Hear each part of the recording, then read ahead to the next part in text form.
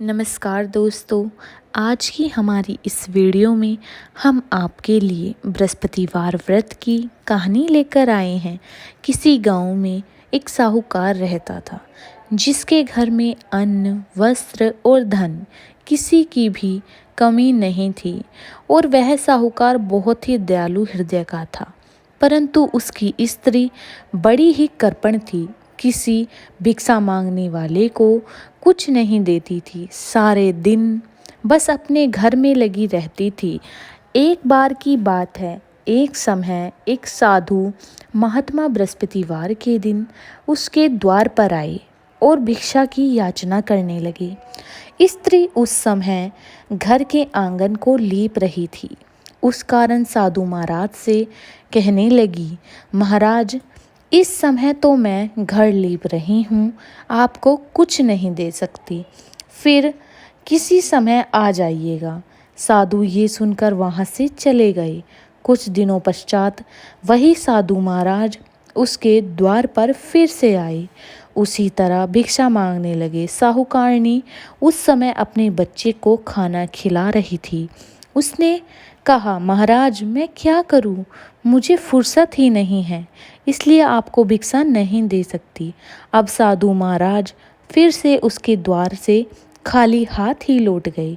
तीसरी बार जब साधु महात्मा उसके द्वार पर आए तो उसने उन्हें उसी तरह से टालना चाहा। कहने लगी, महाराज, मैं क्या करूं? मुझे समय ही नहीं मिलता, इसलिए आपको भिक्षा नहीं दे सकती।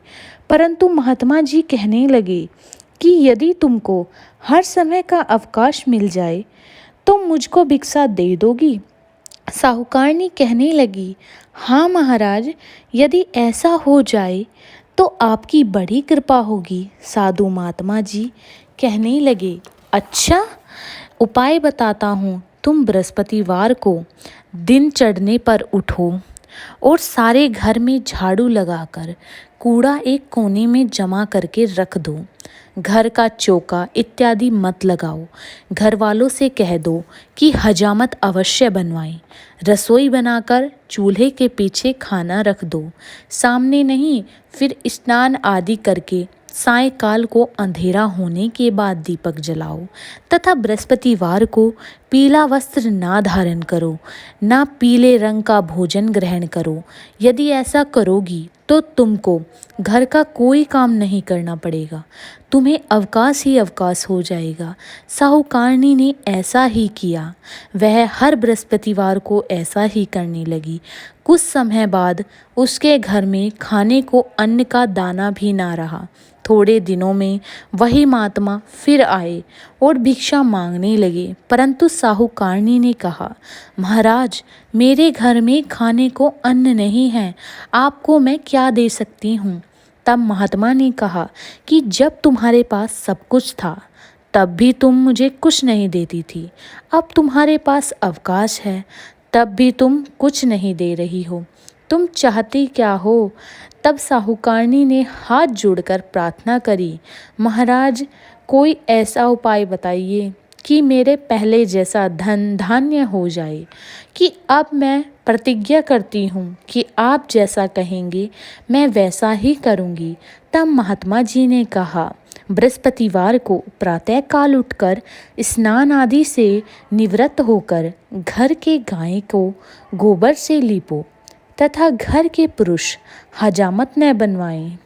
भूखों को खाना खिलाओ, सायंकाल में दीपक जलाओ। यदि ऐसा करोगी तो तुम्हारी सभी मनोकामनाएं भगवान बृहस्पति देव पूरी करेंगे। साहूकारनी ने ऐसा ही किया और उसके घर में धन धान्य वैसा ही हो गया जैसा पहले था। इस प्रकार भगवान बृहस्पति की कृपा से अनेक प्रकार के सुखों को भोगकर वो दीर्घ काल तक जीवित रही। तो दोस्तों, कैसी लगी मेरी यह कहानी? अगर आपको मेरी यह कहानी अच्छी लगी हो तो मेरे चैनल को ज़रूर सब्सक्राइब करिएगा। धन्यवाद।